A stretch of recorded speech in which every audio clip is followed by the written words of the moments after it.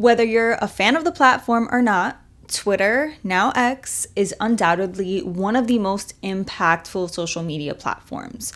So much so that it's a key player in the media landscape we know today, and it actually has been for years. Like, think about it. How many times has news been broken to you over the platform? Or how many times have you found yourself going directly to a public figure's Twitter, now X, account to see what they're saying in response to an event? Twitter, now X, which, by the way, I'm just going to be using interchangeably, especially in this video. You get the point. It's way more important in the digital world and the tangible world at large than most people realize, and that's exactly what we're going to get to in this video. But before we get started, this is actually part one of 2 videos I'll be doing on Twitter, now X. Initially, I was going to do a video about the rise of Twitter and how it's transformed since 2023 when Elon bought it, but it's a lot, so I'm just breaking it up into 2 parts. That said, if you wish to stick around for part 2, don't forget to hit that subscribe button. In the meantime, timestamps are available, so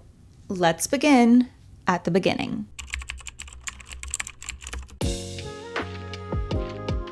Twitter was founded by Jack Dorsey, Noah Glass, Biz Stone, and Evan Williams and launched in July of 2006. At this time, the only other active social media platforms that people were heavily using worldwide were MySpace, Facebook, and YouTube. There were a few others, of course, but these were pretty much the main ones that people were using. Like, this is a world where Instagram and TikTok, not even TikTok, Vine or Tumblr didn't exist yet. And fun fact, actually, when Twitter was first launched, it was spelled TWTTR, not TWITTER. This is because, 1, it was partially inspired by Flickr, the photo and video sharing platform, and 2, because when Twitter started out, people tweeted through text because, hello, at this time, most people didn't have smartphones yet. So if you wanted to tweet, you would text your tweet to a short code, which is 5 numbers, hence the TWTTR spelling being only 5 letters. But anyway, after Twitter's launch in 2006, the platform grew very quickly, being spoken about at the South by Southwest conference and winning a Webby Award, which is an award that honors internet excellence. By the time 2010 came around, the platform was seeing 65 million tweets per day, basically cementing itself as both a cultural and societal tool.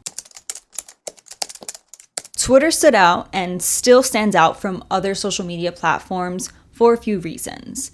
Its real-time posting, its trending topics section, its uncensored and open content, its reachability, and the very public and searchable nature of the platform.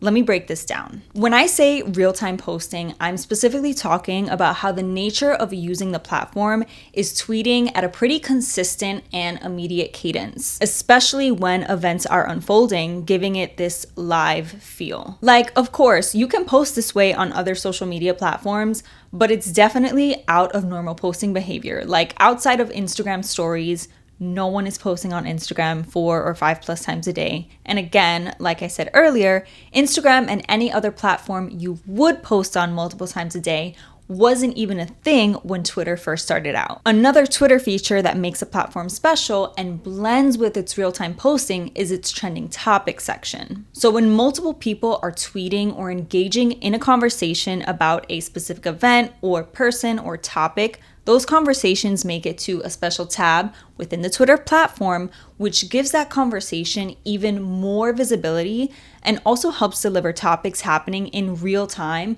to people's devices. Because finding these trending topics is as simple as tapping into it and engaging with them. It becomes easy to find these conversations and engage with them while they're happening, which you really can't do on other social media platforms. You know, maybe Reddit is the exception to this, but even then, it's not exactly the same. When it comes to reachability, it has a pretty good in-app search experience where you can literally type anything into the search bar, and the most recent posts, including those words or symbols or hashtags or whatever, will show up. So even if for some reason a trending topic isn't in your trending section, you can literally type in a keyword related to it in the search bar and you'll be given all the information you need about it that's going on right in the moment. One really niche way I personally use this feature, and other people I know do this too. Okay, so I live in New York City, and sometimes the ISP, internet service provider, has outages or it's like messing up. So I'll literally type in internet is out and the ISP I use to see if other people in the city are experiencing the same thing. Because again,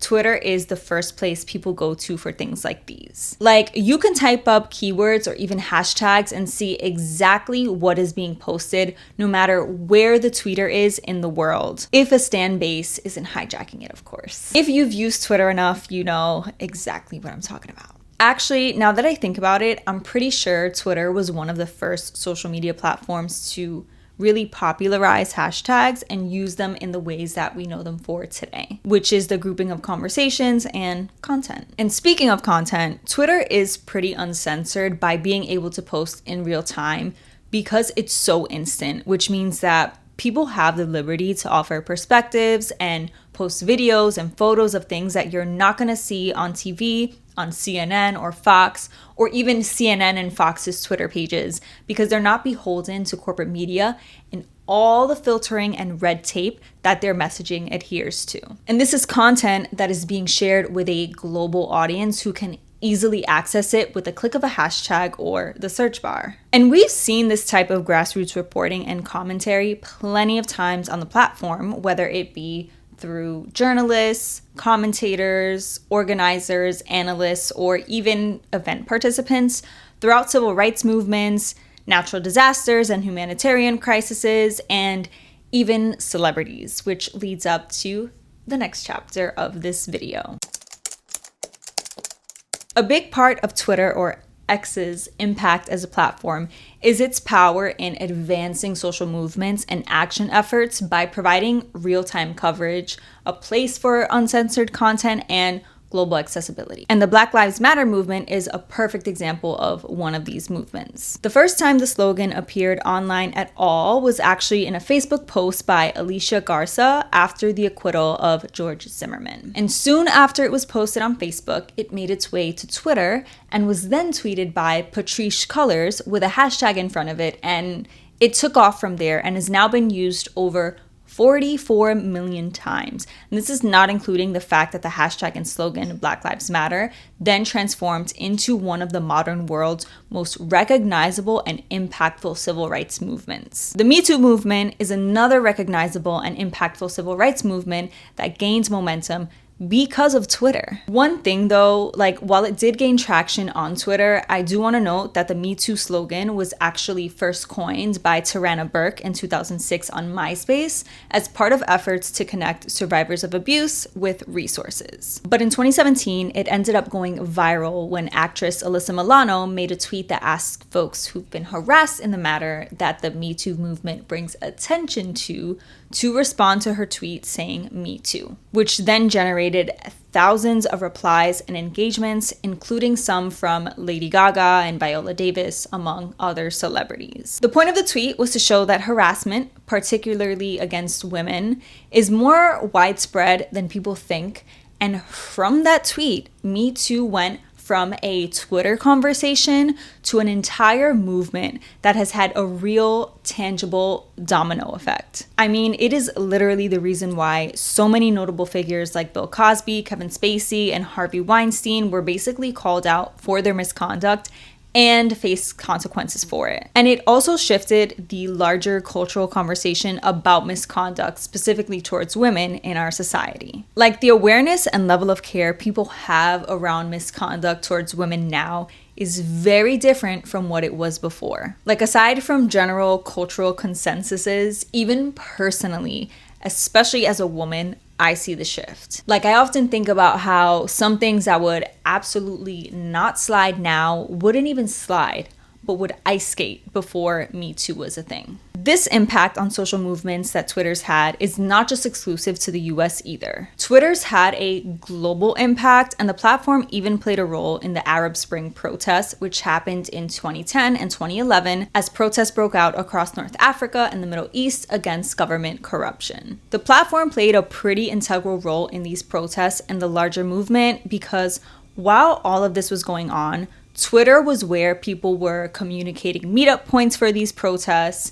It was where real-time and uncensored, on the ground clips and videos of what was unfolding that weren't going through the review process of corporate and state-controlled media were being uploaded. And it was also where activists were able to share their opinions with other citizens on a massive and very, very rapid scale. Specifically the hashtag Jan25, which was used during the Egyptian Revolution, which was part of the events happening during this time period. And that hashtag ultimately served as a way to consolidate everything going on into one click, because like I mentioned earlier, hashtags are basically conversation streams. Sorry about the image being blurry, I couldn't find a clearer one, but this graph from a research publication I came across on ResearchGate, you can see that at one point, the amount of uses of hashtag Jan25 pretty much exceeds, if not almost matches, the daily tweet volume in Egypt at the time. And the Arab Spring example is one of many other global events that are considered a quote-unquote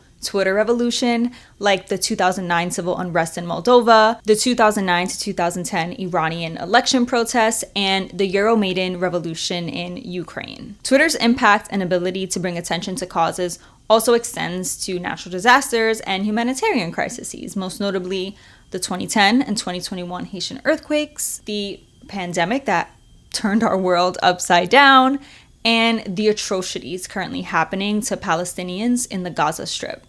Twitter's impact also plays out across pop culture and cultural happenings, and celebrities are a great example of this. Like Rihanna's iconic tweets. Specifically that time when her and Tiana Taylor had Twitter beef and Rihanna tweeted, "I hate broke," and then Tiana tweeted, "I hate broke too." And then Ree made their net worths her header. Yo, Rihanna was clapping back at everybody on Twitter back in the day. I kind of miss those times, not gonna lie. Like, life was just so much simpler. Okay, now we can't talk about celebrities on Twitter without mentioning Kanye. And maybe some of us forgot about this because so much time has passed and so much has happened since then. But before he was going off on Instagram, he was on Twitter, either going off on tangents, really appreciating himself, or just being plain relatable. Obviously, this was way back in the day because we know, and if you didn't know, now you do. He was banned from the platform for posting some really bad stuff that I'm not going to sit here and platform on my page, but he's actually been unbanned since by Elon Musk, which we'll get to in the next video. Twitter and its features have also touched the entertainment of people outside of the internet all the way through to TV. Think about award shows like the People's Choice Awards, where you can actually vote for categories by tweeting the nominee of your choosing's name with a specific hashtag. So you could literally impact what was going on TV from Twitter. And bringing it back to the platform itself, Twitter also serves as a second screen experience. One way being that you can now watch live streams of events like sports games, debates, and news coverage on there. And even if you're not tuning in, there are a ton of accounts like Popbase or Popcrave, if you know, that'll share content as it's happening. So like, say the Grammys or some other award show or big event is going on, and you're out and about. These accounts usually share photos and videos from these events immediately after they go live, so you don't really miss out. Or in general, if something massive is going on and you have a Twitter/X account, you don't need a TV or a news app to be tapped in.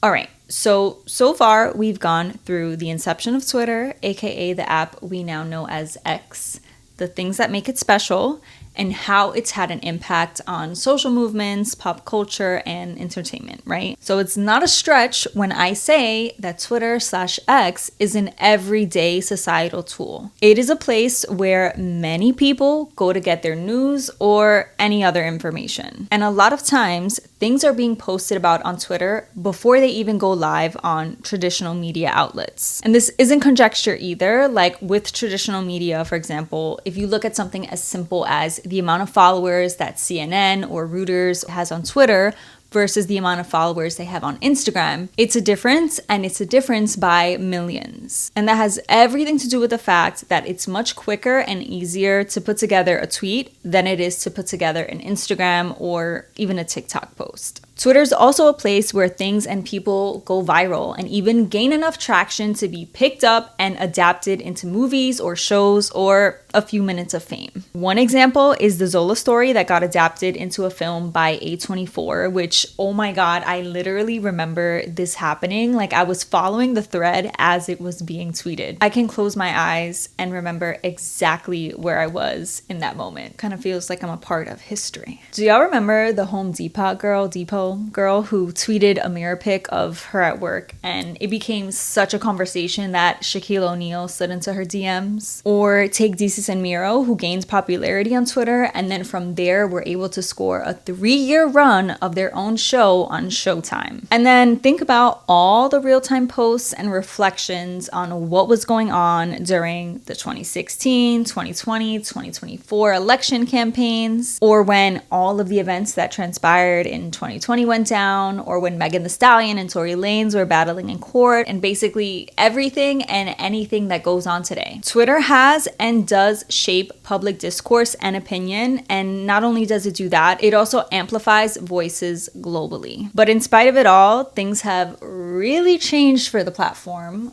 which we'll get to in the next video, where I talk Elon and what's happened since he got a hold of the platform. That's all for this video. Be sure to subscribe for part 2 and also all things social media. So news, culture, and the occasional 101 and freelancing.